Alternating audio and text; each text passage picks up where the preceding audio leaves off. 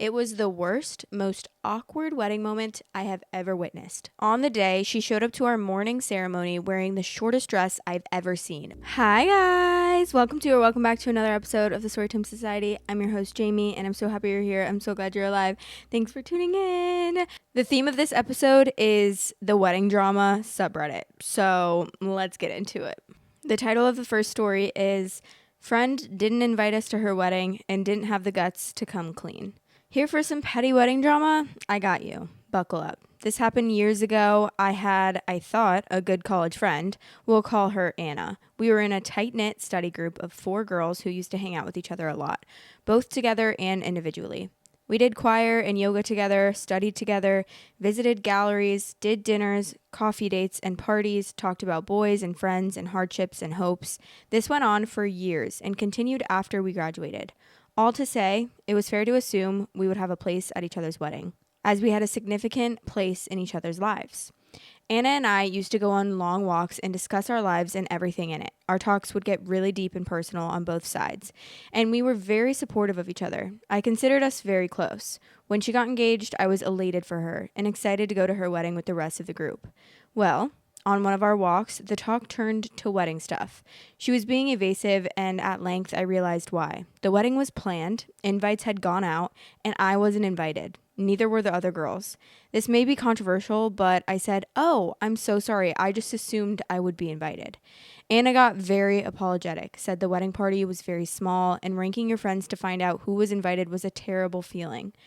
She had been thinking of different ways to involve us. For instance, another girl in our group, Jennifer, was very into fashion, so she wanted Jennifer to help her find a wedding dress, and that way she would be a part of the wedding even though she wouldn't go. All right, fair enough. I said, don't worry about it and don't feel bad. It's your wedding. I totally understand, etc. But on reflection, I still felt sore that she didn't have the guts to let me know up front, but left me to figure it out for myself. Like, she didn't even think that would think I was invited. Faced the uncomfortable truth that we were probably not as close as I thought we were. I decided to distance myself and move on. End of the drama, right? Wrong. Months pass and I meet up with Jennifer. Jennifer and I are probably the least close of the group, but we like each other just fine. We have a drink, catch up, and then Jennifer shares something upsetting. She has seen on Instagram that Anna's bachelorette party came and went. Jennifer is confused about why she wasn't invited. Who are any of these people? She asks me. Who the hell planned this thing and why didn't they know who to invite? Now I'm in an uncomfortable position, as you might imagine. Are you going to the wedding? I ask. Yes, says Jennifer. I'm the one who has been helping Anna pick out a wedding dress. But did you get an invite? No, not yet, says Jennifer. Yes, ladies and gentlemen, Anna had, as planned, asked Jennifer to help her find a fashionable wedding dress. But as with me, it had been left to Jennifer to figure out for herself that she was not, in fact, invited.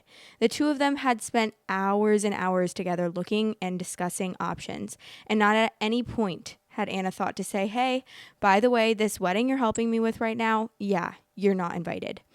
No, I got to deliver that happy news to Jennifer then and there, including that this had been Anna's plan for Jennifer's involvement all along. Jennifer was understandably upset. The cherry on top, a day before her wedding, Anna very kindly sent us all a link to a live stream event, in case we just couldn't bear to miss the wedding. Completely oblivious. Edit, thank you for all of your comments and for taking part in my righteous anger. This has been cathartic and a little sad. A lot of people have asked about the state of our friendship today. I write about it here and there in the comments. Essentially, this mess was the start of us drifting apart, or else it was a painful culmination to something I hadn't noticed. I don't know. Today, we're casual acquaintances who text or send a picture every now and again.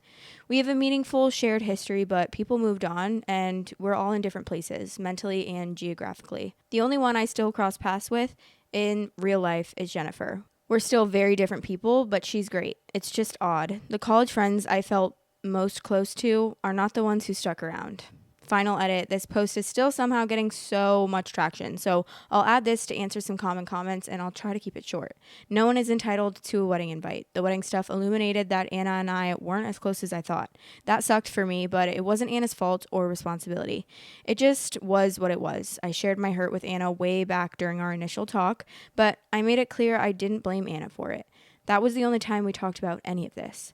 How she treated Jennifer was hurtful and wrong. I don't think she did it on purpose to use Jennifer, as some people are suggesting, but I don't understand how she could convince herself that she could involve Jennifer in wedding planning without also being clear that there would be no invite. That's saving yourself from a difficult situation by making things harder and more hurtful for other people. To hurt Jennifer and to make me the bearer of her own bad news. That infuriated me. But I said nothing, as it wasn't my place to get involved in their relationship. Sending the link after all of that was just shockingly tone deaf. An attempted olive branch, maybe, but it just rubbed salt in the wound. But I didn't begrudge her a happy wedding day, and I still wish her well. That's it, petty shit, but it was personally dramatic at the time, and even though it doesn't mean much anymore, I remember how it felt. Take care. That's wild. Yeah, no. I agree that you're not entitled to an invite to anyone's wedding. I think you're entitled to like one of your closest friends' wedding for sure.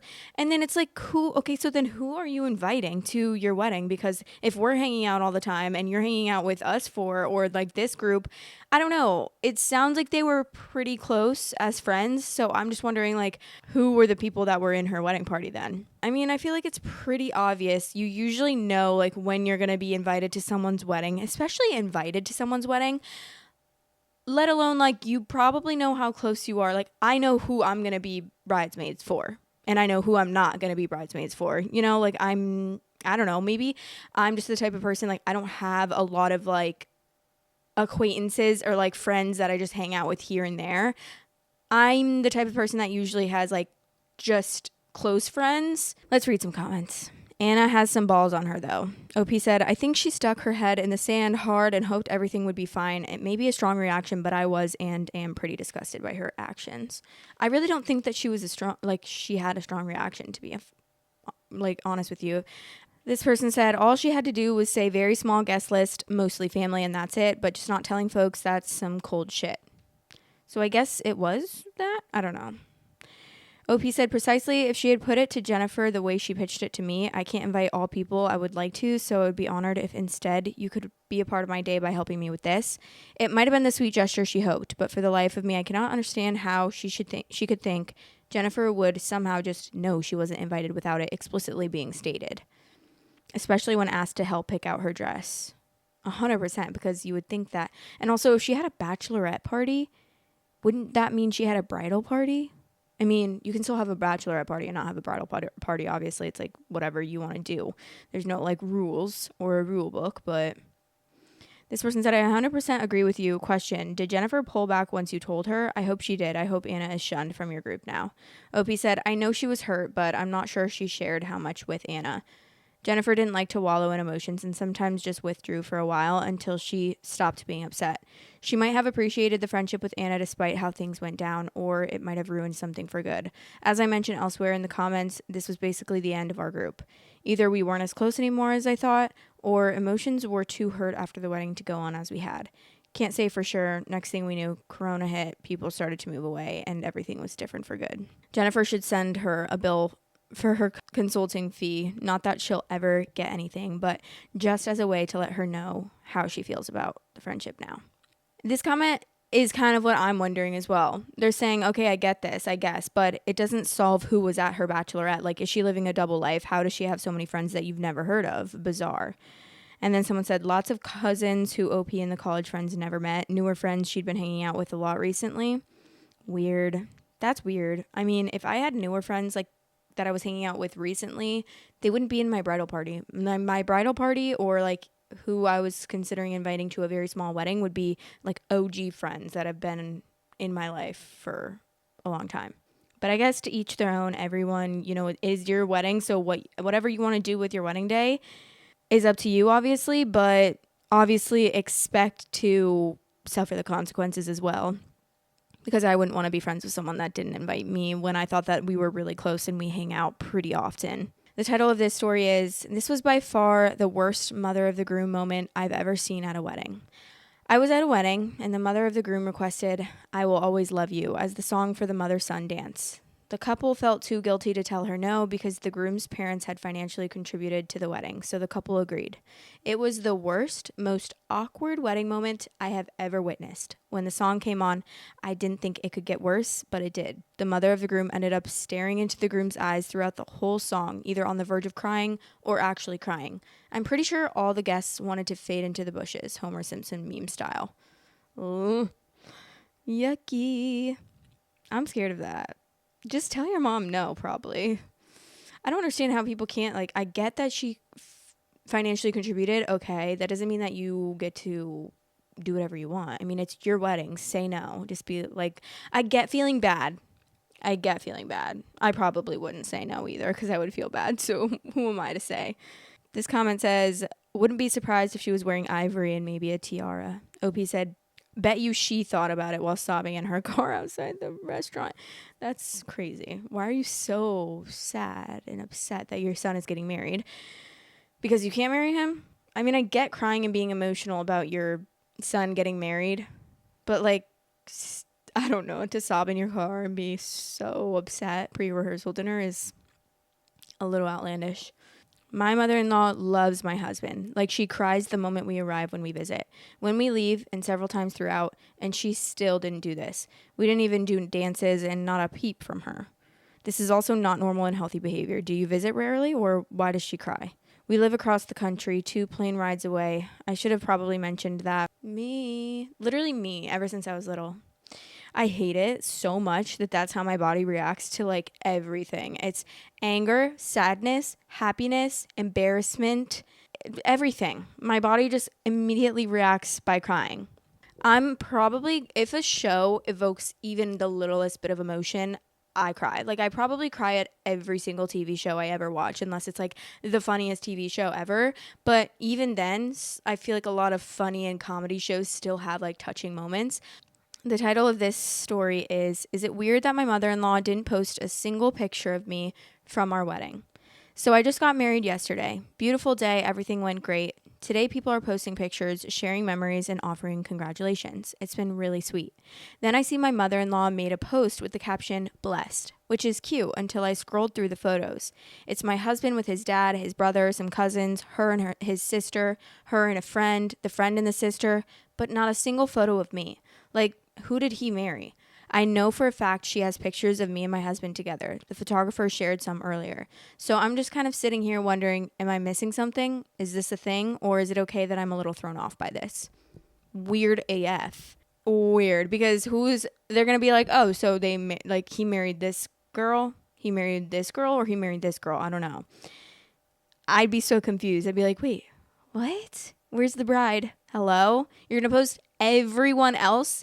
But, I mean, I would understand if it was like a picture of just your family with the groom or something, and then that's it. But to post a slideshow of multiple photos and multiple different people from the family, like basically everyone other than the bride, is wild. Like, that's obviously purposely excluding her. The top comment says, mother-in-law pulling a bitch move on day 2. OP said, right? I'm so thrown off. Like, she was super nice at first, but as the wedding approached, things felt a bit off. Like, she's been colder. Yeah, she's unhappy about something. Did nobody listen to her on such an important day in her life? OP said, I mean, she didn't help with much at all. I basically planned the whole thing. My husband's parents helped a little bit financially because they wanted to invite their friends. She seemed not very jolly about it every time we mention it, but I know honestly, getting so many mixed signals, I didn't think it bothered her. Are you sure she just didn't want to upstage you? Maybe she felt it wasn't her place to post pictures of the bride until after you did. That's true, actually. I never even thought about that, actually. That's very interesting thought and very interesting take. If you want extra content weekly, head over to patreon.com/storytimesociety and become a member on there for extra content. Love you. This person said, yep, that's definitely a power play. People who aren't her post photos to share both of the people who were married. I wouldn't be surprised if someone mentions it under the photos in the comments. Maybe. Opie said, I mean, I low-key want someone to. Like, what the hell? I would want someone to as well. Like, oh, who did he marry? Oh, who's the bride? May I ask, who is the bride? The title of this story is, My Husband's Ex Was the Drama at Our Wedding. Important info. We decided to have a micro wedding with just our immediate family there, around 10 people. We got married at a venue that is known for holding very large events, but we hired a smaller room there. My husband has a child with his ex, so he sees her quite often for the things related to my stepkid. We were always planning on inviting her to the wedding to see their kid all dressed up and generally keep a good co-parenting relationship. Before we had invited her, she informed my husband that she'd be there and asked when and where it was. He was a little taken aback, but as we were planning on inviting her anyways, he just told her. On the day, she showed up to our morning ceremony wearing the shortest dress I've ever seen, over stockings and suspenders. The suspenders could be seen for a good 6 inches before the bottom of the dress. Skyscraper heels, nightclub makeup, and costume jewelry. My father actually pulled me aside to ask who hired a stripper. I found out afterwards from mutual friends that she had texted all of them asking when they were getting there because she had invited herself. We hadn't thought to let her know it was such a small ceremony, and when they let her know it was family only and the reception was completely separate, she began to panic a little. And I had the best petty revenge. I asked everyone to be extra nice to her. Every time she tried to sneak away, someone would engage her in conversation. She was extremely uncomfortable and ended up sitting down with her coat covering her. The wedding went off without a hitch. I'm not sure what she expected to happen, but it all worked out fine in the end. I'm not really sure what the situation is there. Like, is she trying to embarrass herself? Or is she trying to... I don't see any other option. What? She's trying to what? Get everyone to look at her? Get everyone to think she's crazy? I think the only people that's embarrassing is yourself. The top comment says, WTF, what was she thinking? My guess is she thought loads of men would be there and she could upstage the bride by drawing eyes to her and possibly the grooms as well. That plan quickly failed though. Okay, but the way that she's dressing, the way that she explained she was dressing sounds like she was dressed like super crazy that wouldn't really draw good attention to her. The next story is, am I the asshole for refusing to let my sister have my wedding dress? I, 28 female, got married 3 years ago and had my dream wedding. My husband and I saved for years to afford it, and I splurged on the perfect dress. It's a custom-made gown that costs a small fortune, but I justified it because I wanted to pass it down to my future daughter someday. Fast forward to now, my sister Emily, 25 female, is getting married in 6 months. She called me last week gushing about how her wedding budget is tighter than expected and asked if she could borrow my wedding dress. At first, I was flattered, but I politely declined. I explained that the dress has a lot of sentimental value to me and that I want to keep it for my own reasons. Emily was upset but dropped it, or so I thought. Over the weekend, my mom called me, saying I was being selfish and unkind. Apparently, Emily had been crying to her, saying I don't care about her financial struggles and that it's just one day. Why can't I share? Mom even offered to have the dress professionally cleaned after, but I still said no. The truth is, I don't trust Emily to take care of it properly. She's not the most careful person, and I know she'd alter it to fit her style. I also don't think anyone owes their wedding dress to someone else, no matter how close they are. Now, my mom and Emily are calling me a bridezilla 3 years later and accusing me of putting a material object over family. My husband thinks I did nothing wrong, but some of my friends are divided. So Reddit, am I the asshole for refusing to lend out my wedding dress? No. I think that you get to decide what you want to do with your wedding dress, especially something that you spent that much money on. I mean, I feel like I would be like, I don't really want anyone to wear my wedding dress. And also, I don't know. That's my wedding dress and I want it to be just for me. And like, I get it. And I feel like you don't really need an explanation, but there's many other options that she could do.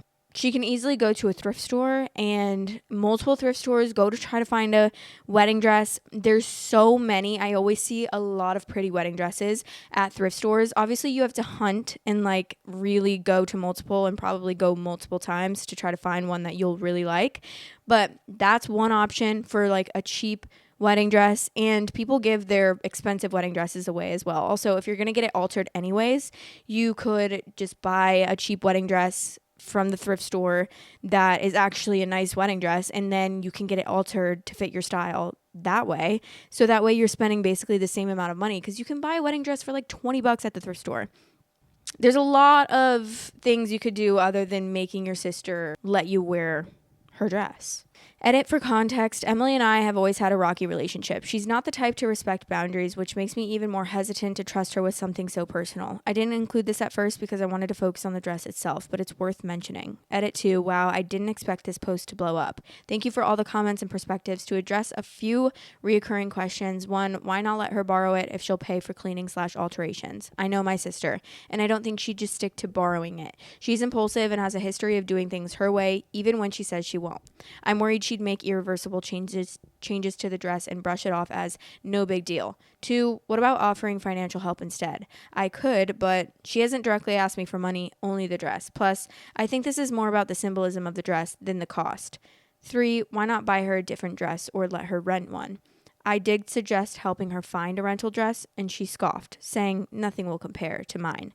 4, would I have let her borrow it if I didn't want to save it for my daughter? Honestly, probably not. The dress is still very personal to me, daughter or not, but knowing I might pass it down adds to why I want to keep it pristine. You can do whatever you want with an item that you paid a lot of money for. Point blank period. I don't think you need to explain yourself, girl, to be honest. Update, Emily and I had a tense phone call last night. She accused me of being materialistic and said that I'm letting a stupid dress ruin our relationship. I told her that's unfair, and if our relationship hinges on this, maybe there's more to unpack. She hung up on me. My mom also texted me saying she's disappointed and hoped that I would reconsider. I feel stuck, but I'm standing firm. I'll update again if anything changes. Reddit, am I digging my heels in too hard, or is this boundary reasonable? Another edit, thank you guys for all the support after all this drama. Her husband/fiance started to message me. I have yet to look at the messages though. She's gotten everything in life ever since we were kids. She has always wanted to one-up me, and it was quite insane. She said that she wouldn't be able to have the joy of passing a dress down to her future kids, so it's my job to give her that experience so that we can both enjoy it. To me, that sounds utterly insane and crazy. Let me know if I should keep talking to her. It seems that no matter how much time passes, this isn't blowing over. I love my sister, and I don't want to cut her off, but threatening me is a bit over the top. The top comment says, not the asshole. I think no is a reasonable answer. You have already explained it, so you don't need to say anything else. Tell your mom how disappointed you are in her not respecting your decision to save your dress. You need to make sure the dress is in a secure location. It wouldn't surprise me if she didn't try to steal it with some of the stories I've read on here. Like with her BFF or someone, hell, I know I could have a random acquaintance come to me and go, hey, my sister is crazy and I need my wedding dress stored with someone else for a bit. Could you hold on to this box and keep it safer than it would be at my house? I'd store that for someone. I'd want to see the dress because I love seeing pretty dresses, but I wouldn't have to, and I'd store it out of sight. What? Okay. Slay queen. So glad to know. I agree. Honestly, this seems like an extension of their whole life. Sister wants what OP has. OP says no. Sister throws fits and has mom intercede to get OP to give up her whatever it is to make bratty sister stop screaming. Honestly, it's so weird that no wedding dress will do except OP's dress. OP said no. Sister isn't even looking for her own dress. That's so weird. Yeah, it just got a little bit weirder when she's like, no, nothing will compare to your dress. What? So at that point, it's obviously not about financially not being able to afford one. It's about the fact that she wants to probably like look better than her sister did in her dress. So they probably have, which I know is very common to have some type of like competition going with, especially if it's your only sister and you guys are like closer in age. I've never experienced that because my sister's 12 years older than me. So she's more like a mom to me. I mean, not anymore, but she was more like a mom to me. Okay, that's the end of the story time. We're going to move on to the advice segment. I've been seeing people have been posting on the subreddit for Storytime Society, so I'm going to read one of the stories that's been posted by a viewer on our subreddit. Also, if you want to have an anonymous post, I have a Google form in the link below that you can post for advice. I'm thinking about starting like a Google phone number so that you guys can call and ask for advice that way, but let me know. I don't know if like people are comfortable with that kind of stuff. Obviously it's different because it's like your voice. Let me know. Just let me know. Okay, I gotta stop over explaining. Anyways, the title is, Are We the Assholes for Stepping Away from a Friendship That Was Once Good in the Midst of Her Divorce? We're at our breaking point with a longtime friend, and here's why. Before I start, Sarah, female 25, is fully aware of this post and helped me write it as we're at a loss. Our friend Hallie, female 27, is going through a divorce and moved in with her sister in June 2024, but things went downhill fast. She was disrespectful, made a mess, and destroyed furniture. Eventually, her sister gave her a move-out deadline of September 2024.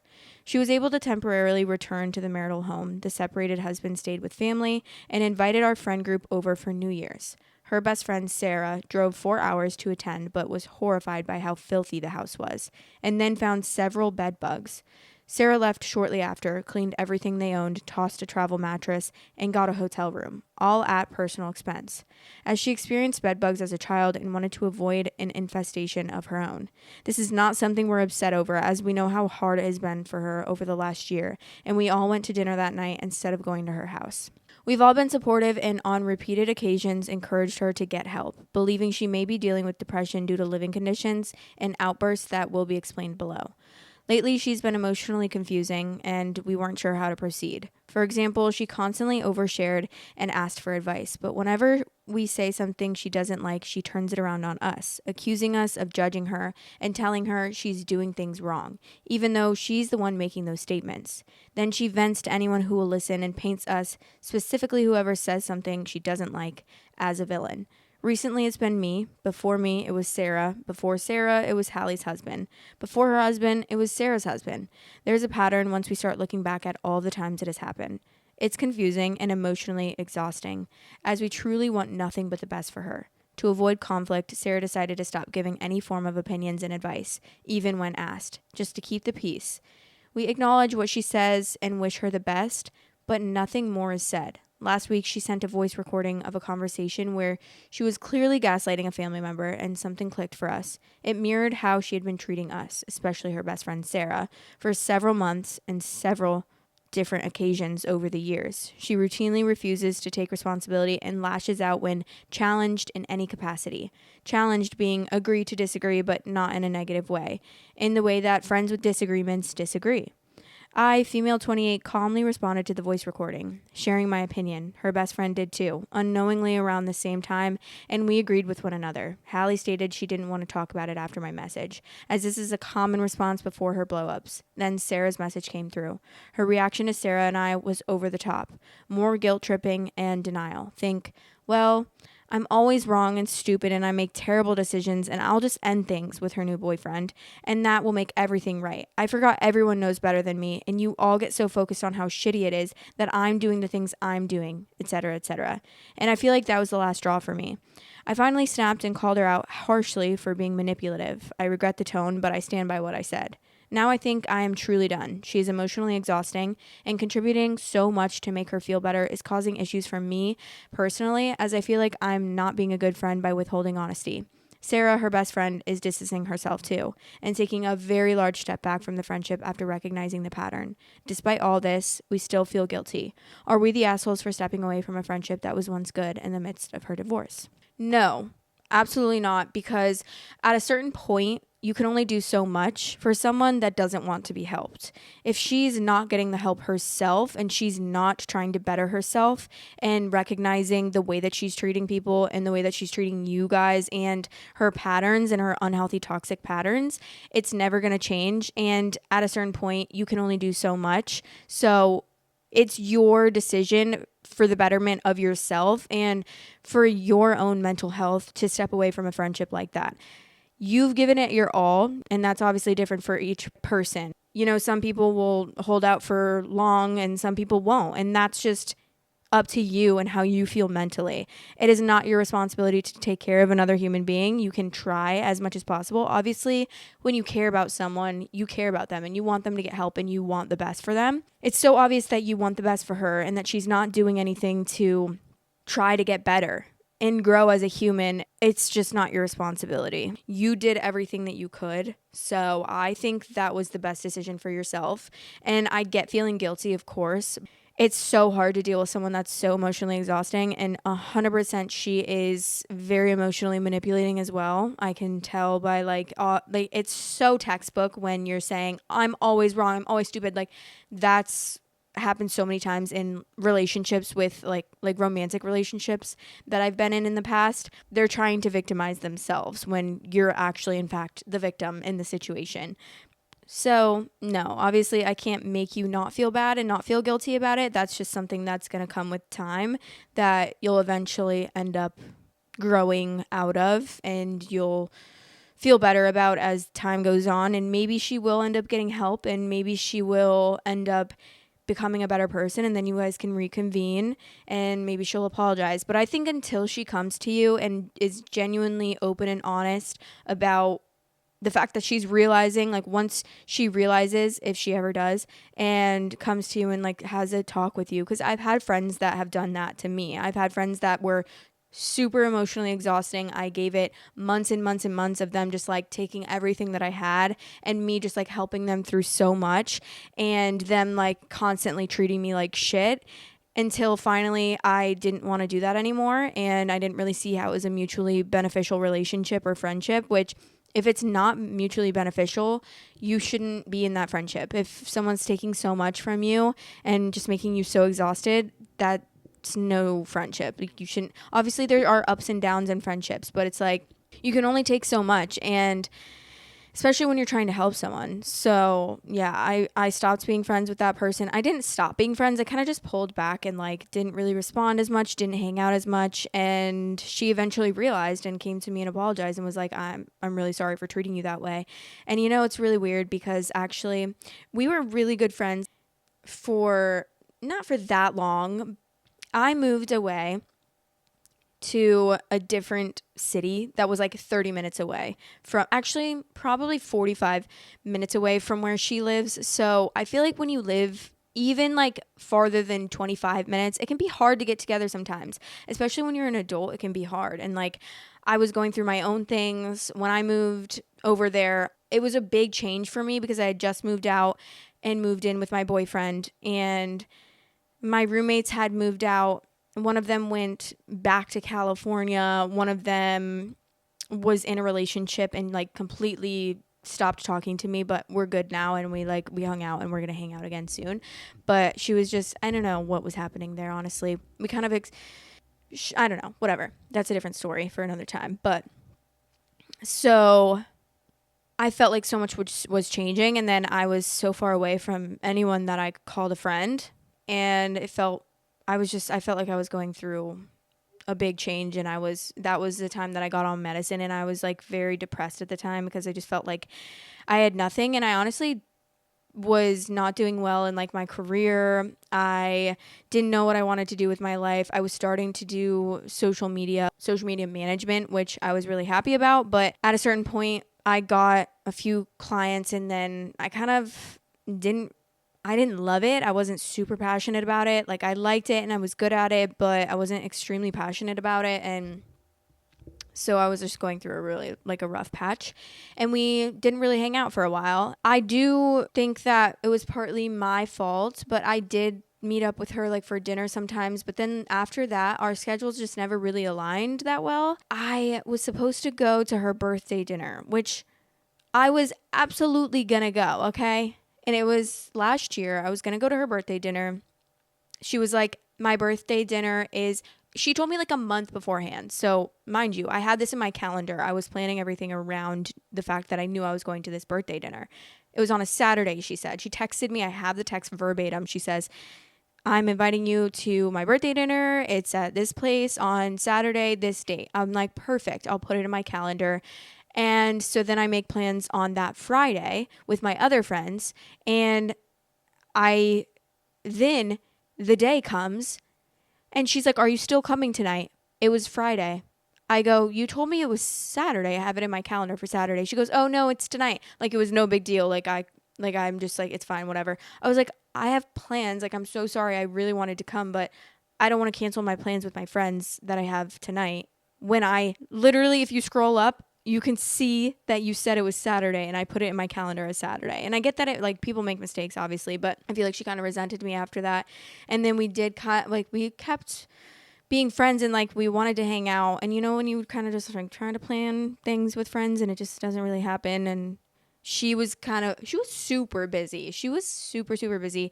She was going back and forth, traveling everywhere. It never aligned. Recently, she unshared her location with me, and I actually moved like super close to where she lives. We moved back to closer to where I lived before so that I would be around more people that I knew in like an area that I was more used to. She unshared her location with me, and I just realized that like a couple weeks ago. And I was honestly offended, especially because I told her, I was like, I'm moving close to you. I hope that we can hang out and it will be so much easier to hang out. And then she kind of just like ignored it. She's not a texter. She's not good at texting. So she would call me, but I'm not a caller. So I don't like and I would answer her phone calls a lot. But at a certain point, it's like, I don't really want to answer phone calls. I really just want you to text me, especially because it would always just be like something really simple. Like, hey, what are you doing tonight? Oh, nothing. Oh, blah, blah, blah. Okay, bye. I don't know. It's hard. She hasn't talked to me in a while. I don't know. It's just so weird to me that she unshared her location. She can still see my location, and I don't know if I'm going to unshare my location from her. I'm like, I don't really care if you see where I'm at. I feel like that was kind of like a nudge of her letting me know like she doesn't want to be friends with me anymore without her telling me she doesn't want to be friends with me anymore, even though we don't talk at all. But like, I don't know. Does that make sense? So I guess we're not friends anymore. I tried to hang out with her. I tried to text her and say like, hey, let's hang out. And she never responded. And then she called me and I was like, I didn't even see her call. And I swear to God, I didn't see her call until the next day. And I was like, oh my God, I'm so sorry. I didn't see her call. And then she never responded and never texted me back. And then we just haven't talked since then. And I would like to be friends with her because I just don't want to not be friends with someone that I was friends with. But at the same time, honestly, she's not very nice if I'm being so real. If I'm being so honest and real, she's not a very nice person. I'm just gonna, I don't know, I guess I'm gossiping. One night when we went out, okay, so during my breakup a couple years ago, it was probably 3 years ago, we hung out every day for like 4 months. And we would just drink every weekend. Like, I was going through it. So I was drinking a lot. I don't condone the behavior, but, do whatever you got to do to get over your breakup. That was what was taking my mind off of it. Do I think that's a healthy coping mechanism? No. But I didn't have a problem or anything. I never had a problem with drinking or anything like that. But it was just like a phase that I was going through. I was going through a breakup, okay? So we would go out every single weekend together. We met up with her friends at this bar, and we were both really drunk. I'm pretty sure she was also really drunk, but I was really drunk. And we were just dancing in the club, and like her friends were there, and it was some of her coworkers, and it was a couple of the guys there as well. And she had told me like, hey, that guy's really cute. And I was like, yeah, that guy is really cute. And then I don't really know what was going on, but we were all dancing like in a line. And the guy is coming up behind me and dancing with me, okay? I was not even doing anything. He was coming up behind me and dancing with me. He was telling people that he was interested in me. I didn't say anything. I didn't one time say, I'm interested in him. And she didn't she said to me, she's like, yeah, I'm not interested in him. She like verbatim said she was not interested in this guy, but that didn't even matter because I didn't even say I was interested in him. He was telling people that he was interested in me. And then she got so mad at me that she was screaming at me, saying that I'm like trying to steal her life and I'm trying to like steal all of her friends and steal all the guys away from her that she likes. And I was so confused actually because this was so out of left field. Like, I was not stealing anyone that she liked. I did not one time has that ever happened once when we had gone out. So it was like so random. And I felt like she was kind of making up a scenario in her head. And we were also very drunk. So obviously alcohol was a big thing that kind of took it to the next level. So she was like, I'm going home. I'm calling an Uber. Mind you, all of my stuff is at her house. My car is at her house. I'm like, oh, well, what am I going to, I'm just going to like fucking sleep on the road. I don't know what you want me to do. Am I supposed to Uber also separately? And I started crying because I was drunk. And also, I told you I cry a lot. I started crying and I was like, oh my fucking God. Like, I'm so sorry. I did not know that you felt that way. And I also am not interested in him. And I didn't even know that he was interested in me until someone randomly told me, until actually like this moment right now, you just told me that he's interested in me. And I didn't really know that he was going around telling people that he was interested in me. I was like, I won't talk to him. Like, if you're interested in him, I don't want him. Like, I don't really care. And so then I was like, can we please, I'll call the Uber right now. Can we please go home together, please? I'm like so sorry. I don't want you to think that way of me. And whoa, I am not kidding. She actually showed me the scariest side of her that I had not seen of her. It was like a completely different person came out, and it was like a very, very mean, heartless, evil person. It was honestly crazy. I don't know if anyone's experienced anything like that before with like a friend where it's just they turn into a completely different person for 10 minutes and you're just like so confused and it's so out of left field. But it was like kind of the beginning of us getting really close. We'd been friends for like a year before that, where we were just like kind of like hanging out once in a while. We didn't hang out that much, but then this was us getting really close and hanging out all the time.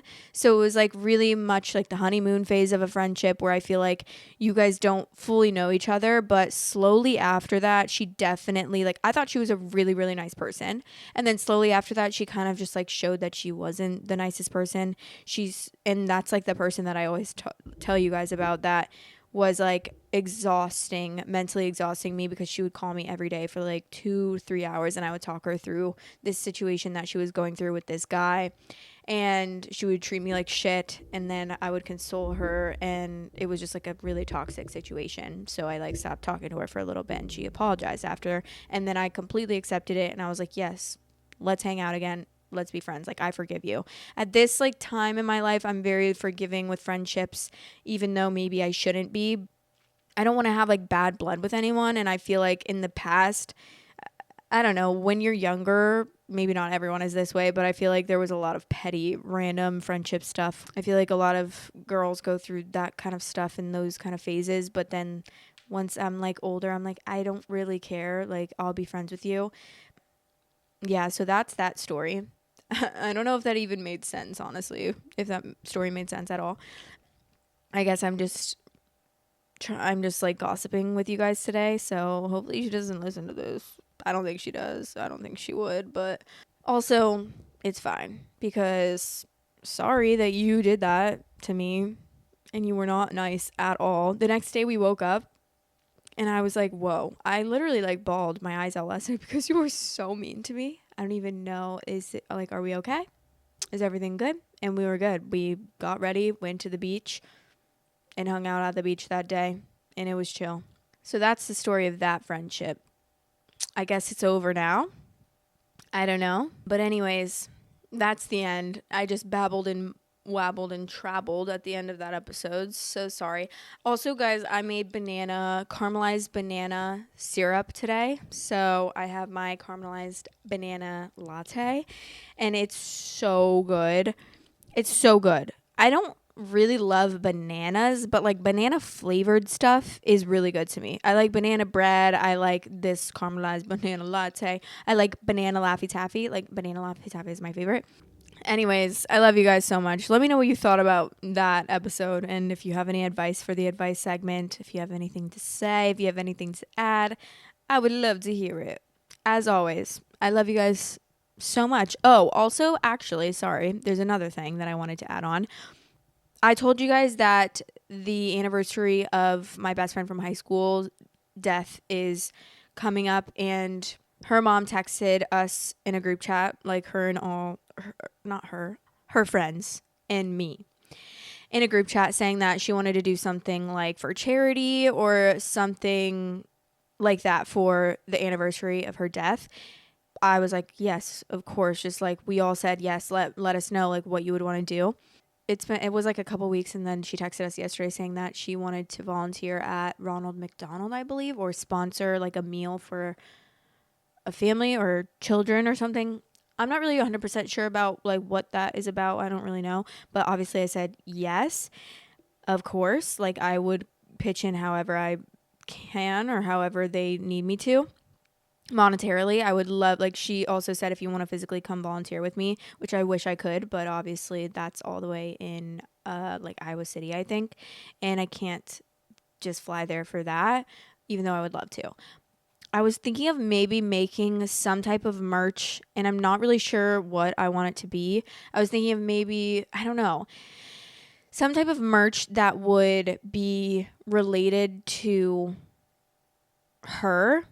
And I don't know how I'm going to incorporate that. I was thinking maybe like something mental health, even though it wasn't like a mental health anything that is related to her. She passed away from a car accident, a very like tragic and freak accident. But also she was a redhead, so I was thinking, and that was like a very big part of her personality. So that was something that I was thinking of incorporating in the merch. But I wanted to do some type of merch that would be like a dedicated merch to her, and then all the proceeds would go to like a children's nonprofit or something like that, or the Ronald McDonald's one. I don't really know what that is. I gotta look it up. I know that it's a charity. I'm not really sure what it is. I think it's like, I don't know, guys. I actually don't know. I need to look it up. It obviously is like a way to help feed children, I'm assuming, or like a hospital or something. I don't know at all. But I would want to donate that money. But I want to make cute merch so that people will buy it. So then I can get like a solid amount of money, if possible, to donate to a charity.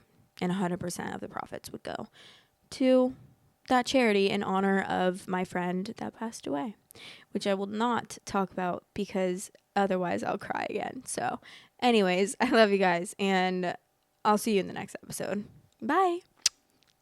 Love you guys. Thanks for watching. Please like, comment, and subscribe.